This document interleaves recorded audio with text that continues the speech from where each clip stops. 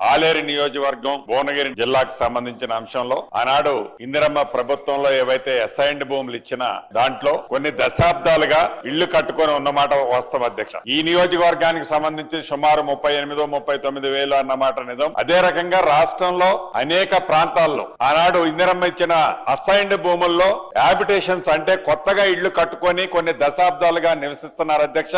ఇది ఒక ఆలేరు నియోజకవర్గంలో ఇది ఇమీడియట్లీగా గౌరవ సభ్యులు ఇక్కడ రేట్ చేశారు. తమరు నియోజకవర్గంలో ఉన్నది, ఇక్కడ ఉన్న గౌరవ సభ్యులు అనేక మంది నియోజకవర్గాల్లో ఈ సమస్య తలెత్తుతున్న మాట వాస్తవం. పేదవాళ్ళకి, గిరిజనులకో, దళితులకో, మైనారిటీలకో, బీసీలకో ఆ భూములు పేదవాళ్ళకి ఆనాడు ప్రభుత్వం ఇచ్చింది. పట్టాలు వారి పేరుతోనే ఉన్నాయి. కానీ నివాస యోగ్యమైన అటువంటి భూముల్లో వారు ఇళ్లు కట్టుకొని నివసిస్తున్న సందర్భాలు అనేక ప్రాంతాల్లో ఉన్నమాట వాస్తవం. తప్పకుండా ఈ రాబోయే 1-2 రోజుల్లోనే ఉన్నత స్థాయి కమిటీని వేసి ఒక్క మన తెలంగాణ రాష్ట్రంలోనే కాకుండా ఈ దేశంలో మన పరిసర ప్రాంతాల్లో ఉన్న రాష్ట్రాల్లో కూడా ఏ రకమైన నిర్ణయాలు తీసుకున్నారో, ముఖ్యంగా అసైన్డ్ ల్యాండ్ లో హ్యాబిటేషన్స్ ఎక్కడైతే ఇళ్లు కట్టుకొని ఉన్నారో ఆ ఇళ్లు కట్టుకొని ఉన్న వాటికి తప్పకుండా ఒక నిర్ణయం తీసుకోవాల్సిన అవసరం ఉందనేది వ్యక్తిగతంగా నేను కూడా భావిస్తున్న అధ్యక్ష.